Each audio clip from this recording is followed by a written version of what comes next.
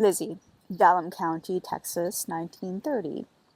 Rain follows the plow, sure as sunset follows the sunrise. You remember that, kids.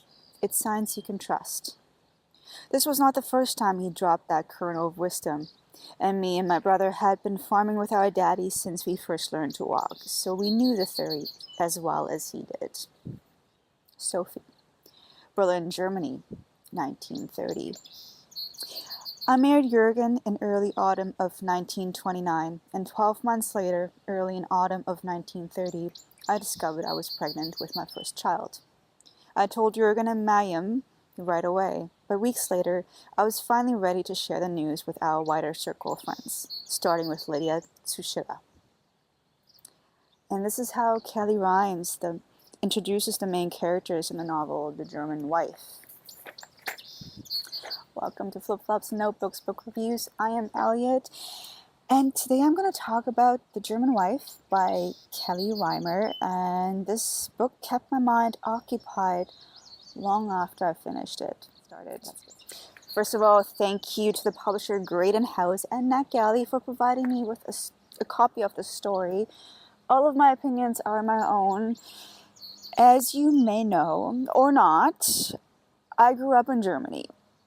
So I'm very well informed of the time of the Nazi regime, read many books, asked a lot of questions to a lot of teachers, older people, grandparents, and so on. And what really always irritates me is the fact that a lot of historical books deal with World War I and World War II in a very fictionalized way, and it's not very representative of the truth. And that comes into play in this one. So first of all, the characters, two protagonists, two women, and they show immense strength and survival instinct.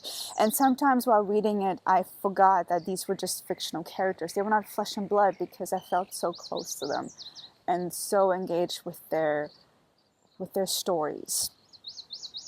I loved them, I admired them, and on occasion, I hated them. And I think it's okay, right? Please say so.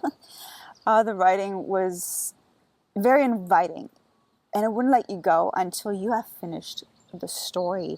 And I kind of became a little bit obsessed with it and how these two women lived their lives and how the men in their lives influenced them and influenced their choices. It was very capturing. It really captured me. The plot was also very interesting because it was a comparison between two women during the same time period, living in two completely different countries, living through completely different circumstances, and how these lives can be so different. It was mind-boggling.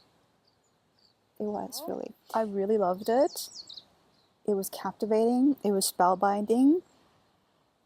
But, and this is a big but, this is not really a correct representation of ordinary women in Germany living their lives. It was a very fictionalized way of portraying how these women live their lives.